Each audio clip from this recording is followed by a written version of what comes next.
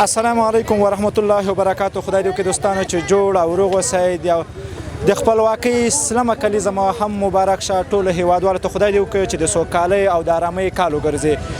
دوستانو دغه لوړې څوکې ته ګوره زمونږ یو ځوان ختلی و. دغه ده چې د دې څخه به پوښتنه کوو چې دا دې ځای ته ختلی و څه احساس یې درلوده او دغه ځای ډېر خطرناک ځای دی. دې څخه به پوښتنه کوو چې دوی موږ ته څه وایي. السلام علیکم. وعلیکم السلام. نوم مبارک دی؟ عبدالصبور مې لوګر څخه. لوګر ولایت څخه. ته چې همدلته راغلی او دې لوړې څوکې ته ختلی او دغه ډېر خطرناک ځای ده، ولې دا کار وکړه؟ دا د افغانستان مینه لپاره او د سلم کلیزه د افغانستان لپاره د هلته وختم زه. خدای نخواسته یا ته غورځېدلی وې. ګوره دا غر ډېر ښویېدونکی ده، دا خو به ډېره ګرانه تماشه وه. خطر مونږ قبلوو که نه، اول کې دا خطر مو نیو دلته وختو که نه.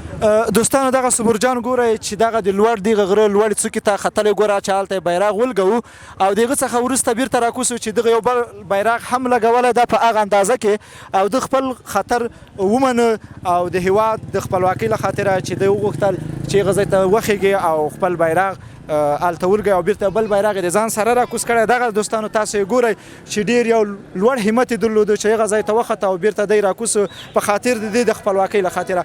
او ته د نورو خلکو دپاره څه وینا لرې؟ دا وینا لرم چې خپل ملک سره خپل وطن سره مینه ولري او خارج نه تیر سي خپل وطن کې راسي او وطن سره مینه ولري. وطن سره مینه ولري چې خارج پرېږدي او راسي خپل وطن ته خپل وطن ګل ګلزار کړي. جشن یو ځای ولمانځو. ډېر دوستانو دغه ورور ګوره د وطن د مینې خاطر هغه د غره څوکې ته ختلی یو. دا خو اوس په ارامۍ سره راکوسو، نور داسې کارونه ونه کړئ. خدای نخواسته داسې نه چې بیا ښکته راوغورځئ او دا وړکی دا ځوان د هېواد د مینې له خاطره دغه ځای ته ختلی یو. او دوستانو بیا هم تاسو ټولو ته د سلمه کلیزه د خپلواکۍ مبارکي وایم. خدای دې وکړي چې دا سلمه کلیزه زموږ د سوکالۍ او د ارامۍ سبب وګرځي. مننه کوم، ښه وخت درته غواړم. الله مو مل شه.